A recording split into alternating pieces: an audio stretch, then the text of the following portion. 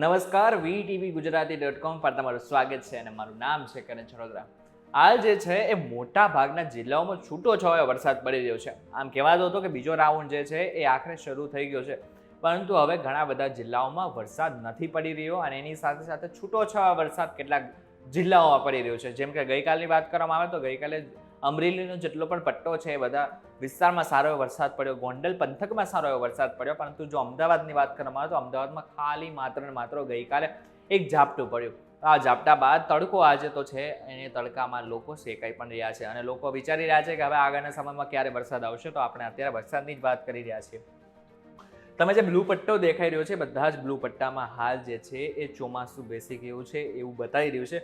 આ ચોમાસું છે, આ વાદળા છે જે છે એ ઉપરની સાઈડ હંમેશા જતા હોય છે, એટલે કે અરબ સાગરમાંથી જે ચોમાસું જે છે એ ઉપર આવતું જશે અને તેની અસર સીધી આપણા ગુજરાતમાં પણ થતી હોય છે. પરંતુ બીજી બાજુ જોવા જઈએ તો આપણે જે ચોમાસું છે તો ક્યારનું બેસી ગયું છે, લગભગ એને પણ 1 મહિનો થવા આવ્યું છે. તો આ બાજુ જોવા જઈએ તો હવે આપણે ગુજરાત ઉપર થોડું ફોકસ કરીશું તો આપણે ખબર પડશે કે અત્યારે વાદળછાયું વાતાવરણ કઈ જગ્યાઓ છે અને આગળના સમયમાં ક્યાં વરસાદ આવી શકે છે. આમ જોવા જઈએ તો જેટલો પણ સૌરાષ્ટ્રનો પટ્ટો છે અને બધા સૌરાષ્ટ્રના પટ્ટામાં હાલ જે છે છૂટો છવાયો વરસાદ પડવાની શક્યતાઓ છે.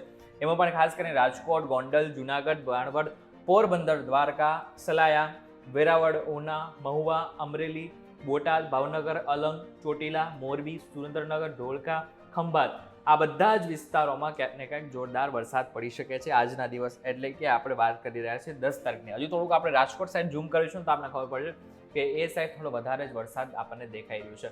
આ બાજુ રાજકોટ છે, સાપર, વેરાવળ છે, સરદાર છે, લોધિકા છે, કાલાવડ છે, જસદણ છે, વલસાડ છે, ગોંડલ છે, મોવિયા છે, જેતપુર છે, ધોરાજી છે, ભેસાણ છે, બગસરા છે, આ બાજુ બાબરા છે, દામનગર છે, ઢસા છે, લાઠી છે, ચિત્તલ છે, જત્રોડા છે, આ બાજુ જોવા જઈએ તો ગરીધાર છે, વાઘણિયા છે, કુંડલા છે, આ બધા જ વિસ્તારોમાં ધોધમાર વરસાદ પડવાની શક્યતાઓ હાલ વ્યક્ત કરવામાં આવી રહી છે. અને આમ પણ જોવા જઈએ તો ગુજરાતમાં જે છે એ આ વખતે ચોમાસું સારું છે અને સમયસર પણ છે. પરંતુ હવે ઘણા બધા ખેડૂતોને ચિંતા હોય ને કે એકવાર વાવણી તો કરી ને કે વાવણી લાયક વરસાદ પણ થઈ ગયો, તો વાવણી થયા પછી હવે વરસાદ ક્યારે આવશે તેની ચિંતા કરી રહ્યા છે. હવે જો આપણે 11 તારીખની વાત કરીશું તો 11 તારીખે કયા વિસ્તારમાં વરસાદ પડશે તેની વાત કરી લઈએ. 11 તારીખની જો વાત કરવામાં આવે તો 11 તારીખે મોટા ભાગના જિલ્લાઓ આમ તો છૂટો છવાયો વરસાદ દેખાઈ રહ્યો છે, પરંતુ આની સાથે સાથે જો આપણે જો વાત કરીએ ધોળકાની છે, વિરમગામની છે, કડી છે, મોઢેરા છે, માણસા છે, ગાંધીનગર છે, અમદાવાદ છે, મહેમદાબાદ છે, કપડવંજ છે, બાલાસિનોર છે, આ સાથે જો હજી થોડું આપણે ઉપર જઈશું તો આપણે લુણાવાડા છે, આ બધા જ વિસ્તારોમાં ધોધમાર વરસાદ પડવાની શક્યતાઓ છે. જો ગઈકાલની વાત કરવામાં આવે તો ગઈકાલે એક છૂટો છવાયો વરસાદ તો અમદાવાદ બાજુ પડી ગયો, પરંતુ ધોધમાર વરસાદ નહોતો પાડ્યો. તો આવતીકાલે એટલે 11 તારીખની વાત કરીએ તો આ બધા જ વિસ્તારમાં ધોધમાર વરસાદ પડી શકે છે. સૌરાષ્ટ્રમાં જેવી રીતના ગઈકાલે એટલે કે 10 તારીખની વાત કરી તો એવી જ આ વખતે જે વરસાદ પડવાનો છે છૂટો છવાયો અને અમુક વિસ્તારમાં ધોધમાર. જો ધોધમાર વરસાદની વાત કરવામાં આવે તો સૌરાષ્ટ્રમાં ખાસ કરીને રાજકોટ, ગોંડલનો જે વિસ્તાર છે ત્યાં ધોધમાર વરસાદ પડી શકે છે આવતીકાલે. આ સાઈડ જોવા જઈએ તો ભાવનગરની સાથે તળાજા છે, પાલીતાણા છે, સોનગઢ છે, ગળાદા છે, બોટાદ છે, બરવાડા છે, આ બધા જ વિસ્તારોમાં એક સાથે વરસાદ આવી શકે છે. આ પટ્ટો આ વખતે કવર થઈ શકે છે.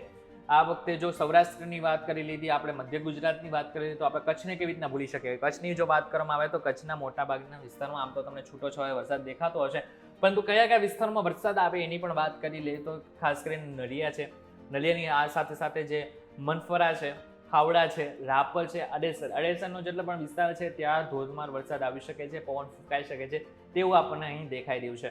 જો આપણે 12 તારીખની વાત કરીએ 12 તારીખે કયા વિસ્તારમાં વરસાદ આવી શકે છે તો 12 તારીખનું જે વાતાવરણ છે એ થોડું સૂકું આપણને વાતાવરણ દેખાઈ રહ્યું છે. પરંતુ જો મધ્ય ગુજરાત અને દક્ષિણ ગુજરાતની વાત કરીએ તો મધ્ય ગુજરાતમાં ફરી એકવાર અમદાવાદમાં વરસાદ આવી શકે છે. આ સાથે સુરેન્દ્રનગર, લીંબડી, ધંધુકા, ધોળકા, અમદાવાદ, વિરમગામ, મહેમદાબાદ, ગાંધીનગર, કપડવંજ, ડાકોર, બાવળ, બાલાસિનોર આ બધા જ વિસ્તારોમાં વરસાદ આવી શકે છે. આ બાજુ નીચે જોવા જાય તો ખંભાતમાં પણ વરસાદ આવી શકે છે. જો દક્ષિણ ગુજરાતની વાત કરવામાં આવે તો દક્ષિણ ગુજરાતમાં સુરત છે, કોસંબા છે, ભરૂચ છે, વંકલ છે, બારડોલી છે, વ્યારા છે, નવસારી છે, આ બધા જ વિસ્તારોમાં સારો એવો વરસાદ પડી શકે છે. હવે આ બાજુ સૌરાષ્ટ્રની વાત કરવામાં આવે તો સૌરાષ્ટ્રમાં જો 12 તારીખે સૂકું વાતાવરણ દેખાઈ રહ્યું છે આપણને, પરંતુ જો દરિયાપટ્ટાનો વાત કરીએ તો દરિયાપટ્ટા એટલે કે જે કોસ્ટલ એરિયા છે, કોસ્ટલ એરિયામાં એક સાથે છૂટો છવાયો વરસાદ પડી શકે છે. હવે આ તો આપણને જે વિંડી દ્વારા આપણને માહિતી જે મળી રહી છે એ છે, પરંતુ હવે હવામાન વિભાગ આપણને શું કહી રહ્યું છે તેની પર વાત કરી લઈએ. હવામાન વિભાગનું માનીએ તો 10 તારીખ એટલે કે આજના દિવસ પૂરતું જૂનાગઢ, ગીર સોમનાથ, દીવ, અમરેલી, ભાવનગર, પંચમહાલ, દાહોદ, છોટાઉદેપુર, નર્મદા, સુરત, તાપી, ડાંગ, નવસારી, વલસાડ, દમણ, દાદરાનગર હવેલી આ બધા જ વિસ્તારોમાં સારો એવો વરસાદ દેખાઈ રહ્યો છે. જેમ પહેલા પણ મેં જેવી રીતના કીધું કે સૌરાષ્ટ્રનો ભાગ કવર કરશે અને દક્ષિણ ગુજરાતનો ભાગ કવર કરશે. પરંતુ જો સામાન્ય વરસાદ અને છૂટોછવાયો વરસાદની વાત કરવામાં આવે તો કચ્છ, દેવભૂમિ દ્વારકા, પોરબંદર, જામનગર, રાજકોટ, મોરબી, સુરેન્દ્રનગર, બોટાદ, પાટણ, બનાસકાંઠા, મહેસાણા, ગાંધીનગર, સાબરકાંઠા, અરવલ્લી, મહીસાગર, ખેડા, અમદાવાદ, આણંદ, વડોદરા, ભરૂચ આ બધા જ વિસ્તારમાં છૂટો છવાયો વરસાદ પડવાની શક્યતાઓ છે. જો 11 તારીખની વાત કરીએ તો 11 તારીખે એ જ સેમ સ્થિતિ રહેવાની છે, પરંતુ થોડોક ફરક પડી જવાનો છે. 11 તારીખ અને 12 તારીખ સેમ જ હશે, સેમ ટુ સેમ વાતાવરણ હશે, પરંતુ જો ખાસ કરીને નવસારી, વલસાડ, દમણ, દાદરાનગર હવેલી આ બધા જ વિસ્તારોમાં સારો વરસાદ પડશે, એટલે કે દક્ષિણ ગુજરાતને કવર કરશે અને પછી ધીરે ધીરે 12 તારીખ બાદ ઉપરના જેટલા પણ જિલ્લાઓ છે ત્યાં કવર કરશે. પરંતુ 11 તારીખની વાત કરવામાં આવે તો 11 તારીખે મોટાભાગના જિલ્લાઓમાં સામાન્ય વરસાદ પડી શકે છે. આ સાથે જો આપણે હવામાન વિભાગ બીજું શું કહી રહ્યું છે તેની પણ વાત કરી લઈએ. હવામાન વિભાગનો આ જે મેપ છે એ બતાવી રહ્યું છે કે હાલ જે છે વરસાદ ક્યાં પહોંચ્યો છે, કેવી રીતના આગળ વધી રહ્યો છે. અત્યારે તમને અરબ સાગરની આસપાસ ક્યાંક વાદળો દેખાઈ રહ્યા છે. હવે અરબ સાગરના જે વાદળો છે ને એ ધીરે ધીરે આ દિશામાં આગળ વધશે આવી રીતના.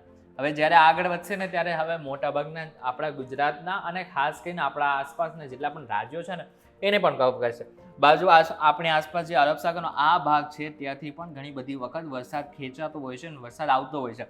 હવે જો બંગાળની ખાડીની વાત કરીએ તો બંગાળની ખાડી આ સાઈડ આવે છે અને આ સાઈડ પણ હવે ધીરે ધીરે જે પવનો છે, જે વાદળો છે એ આ સાઈડથી આવતા હોય છે. એની પણ અસર ઘણી બધી વખત આપણા ગુજરાતમાં થયેલી છે. આપણે ખબર છે કે જ્યારે વાવાઝોડું અહીંયા આવતું હોય છે તો તેની સીધી અસર આપણે ગુજરાત સુધી દેખાતી હોય છે, કારણ કે આપણે પણ પવનનો અહેસાસ થતો હોય છે. કારણ કે આપણે બધાને ખબર છે કે જે પવનની દિશા હોય છે એ આ સાઈડની કંઈક હોય છે. હવે જ્યારે પવનની દિશા આ સાઈડની હોય છે ત્યારે સૌથી પહેલાં તો પોતાના આસપાસના જે ઉત્તર પૂર્વના રાજ્યો છે ત્યાં કવર કરે છે, પછી મધ્ય બાજુ આવે છે ને પછી આપણે ગુજરાતમાં પણ ઘણી બધી વખત વરસાદ આવતો હોય છે. એટલા માટે હવે આગળના સમયમાં જોવા જઈએ તો અત્યારે આ 10 દિવસ જે છે એ ખાસ રહેવાના છે, કારણ કે એક બાજુ તો જે છે અરબ સાગર જે છે એ ગુજરાત ઉપર પોતાનો જે પકડ જમાવશે, એટલે કે અરબ સાગરના જે વાદળો છે ધીરે ધીરે ઉપર આવશે અને પછી ત્યાં સારો વરસાદ પાડી શકે છે આપણા ગુજરાતમાં. પરંતુ જો બીજી બાજુ જોવા જઈએ તો બંગાળની ખાડીનો જે વરસાદ છે એ પણ ધીરે ધીરે પવન આ બાજુ લાવશે અને જે સિસ્ટમ છે એ ધીરે ધીરે ગુજરાત બાજુ આવશે. અત્યારે જે સિસ્ટમ સક્રિય છે એ અરબ સાગરમાં પણ છે અને જે બંગાળની ખાડીમાં પણ અત્યારે સિસ્ટમ જે છે એ શરૂ થઈ ગઈ છે. જે સિસ્ટમ છે એ સક્રિય છે. એટલા માટે આવનારા દિવસોમાં સારો વરસાદ આપણા ગુજરાતમાં આવવાની શક્યતાઓ પૂરેપૂરી દેખાઈ રહી છે. ત્યારે હવે આ બાબતને લઈને તમારું શું કહેવું છે અમને કમેન્ટ કરીને ચોક્કસથી કહેજો. વિડીયો થકી જો તમને કોઈ ઇન્ફોર્મેશન મળી હોય તો વિડીયોને લાઇક અને શેર જરૂરથી કરજો તથા આવા જ ઇન્ફોર્મેટિવ વિડીયોઝ માટે VTPGujarati.com સાથે જોડાયેલા રહેજો.